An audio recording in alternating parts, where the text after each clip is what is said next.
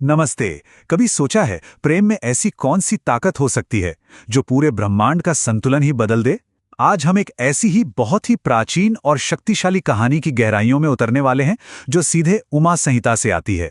ये कहानी है देवी पार्वती की, उनकी एक दिव्य खोज की और एक ऐसे प्रेम की जिसने सचमुच ब्रह्मांड की दिशा ही मोड़ दी। तो चलिए इस कमाल की यात्रा पर निकलते हैं। तो सवाल ये उठता है कि आखिर किसी देवता का दिल जीतने के लिए क्या करना पड़ता है। और देखिए, ये सवाल सिर्फ किसी पुरानी कहानी का हिस्सा नहीं है। ये तो दृढ़ संकल्प, भक्ति और त्याग की एक असाधारण कहानी की नींव है। और ये जो कहानी है, इसका स्रोत है उमा संहिता। ये शिव पुराण का एक बहुत ही पवित्र हिस्सा है जो पूरी तरह से देवी पार्वती और भगवान शिव के दिव्य रिश्ते के लिए ही है।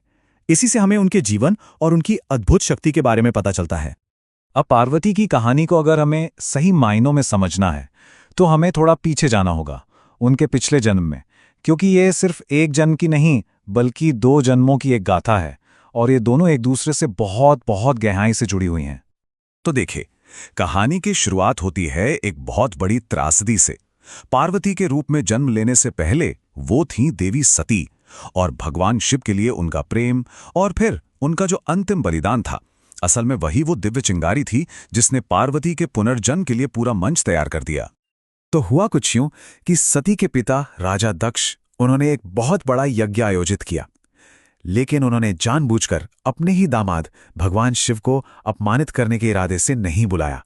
अब जब सती ने अपने पति का इतना बड़ा अपमान देखा तो वो इसे बर्दाश्त नहीं कर पाई। अपने पति के सम्मान के लिए उन्होंने उसी यज्ञ की पवित्र अग्नि में खुद को समर्पित कर दिया, आत्मदाह कर लिया। ये एक ऐसा बलिदान था जिसने पूरे देवलोक को हिलाकर रख दिया। सती के उस महान बलिदान के बाद देवी का हुआ पुनर्जन्म। इस बार वो पर्वतराज हिमालय और रानी मैना की बेटी बनकर आईं और उनका नाम रखा गया पार्वती। यहां मन्ना, इन दोनों अवतारों के बीच का जो फर्क है उसे समझना बहुत ही दिलचस्प है। देखिए, सती का रास्ता था सम्मान की रक्षा के लिए विरोध का बलिदान, लेकिन पार्वती ने उन्होंने चुना भक्ति और प्रेम को जीतने के लिए तपस्या का रास्ता। मतलब उनकी जो मोटिवेशन थी वो पूरी तरह से बदल चुकी थी और यही चीज उनकी यात्रा को इतना यूनिक बनाती है। पार्वती का लक्ष्य बिल्कुल साफ था। सती के जाने के बाद जो शिव गहरे दुख और वैराग्य में चले गए थे, उनका दिल जीतना। लेकिन ये किसी हक या अधिकार से नहीं करना था, नहीं, ये होना था अपनी अटूट भक्ति और एकदम शुद्ध दृढ़ संकल्प के दम पर। और बस यहीं से शुरू होती है पार्वती की वो महान यात्रा, उनकी कठोर तपस्या का वो लंबा दौर। ये कह सकते हैं उनकी भक्ति की सबसे बड़ी और सबसे कठिन परीक्षा थी। सोचकर देखिए, एक ऐसे शिव जो पूरी तरह वैरागी हो चुके हों, उन्हें जीतना तो लगभग नामुमकिन ही था। तो इसके लिए पार्वती ने क्या किया? उन्होंने हजारों साल तक कठोर तपस्या की।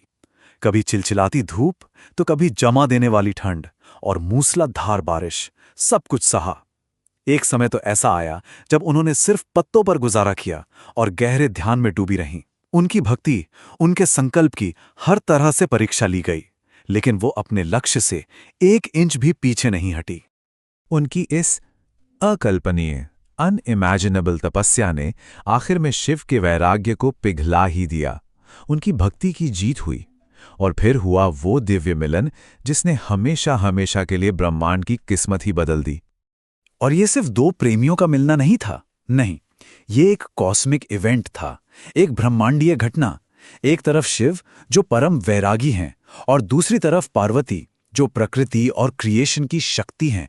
इन दोनों के मिलन ने ब्रह्मांड में एक नया बैलेंस, एक नया संतुलन बनाया। ये वैराग्य और गृहस्थ जीवन का, शक्ति और शांति का एक ऐसा आदर्श संगम था जिसे आज भी हम सब पूछते हैं। और फिर इसी दिव्य मिलन से एक दिव्य परिवार का जन्म हुआ। उनके बेटे गणेश और कार्तिकेय, इन दोनों ने भी इस ब्रह्मांड की व्यवस्था को बनाए रखने में अपनी अपनी बहुत जरूरी भूमिकाएं निभाईं। और हाँ, उनकी कहानियां तो अपने आप में ही प्रेरणा का एक बहुत बड़ा स्रोत है। तो सवाल ये है कि पार्वती की यह कहानी सिर्फ एक पुरानी कथा बनकर क्यों नहीं रह गई? वो इसलिए क्योंकि इसकी जो विरासत है और इससे जो हमें सीख मिलती है वो आज भी उतनी ही रेलेवेंट है। अगर हम उमा संहिता के कोर को देखें तो इसके 4 मुख्य स्तंभ हैं। पहला, अटूट भक्ति। दूसरा, एक बड़े मकसद के लिए किया गया त्याग। तीसरा, दिव्य प्रेम की वो असीम शक्ति।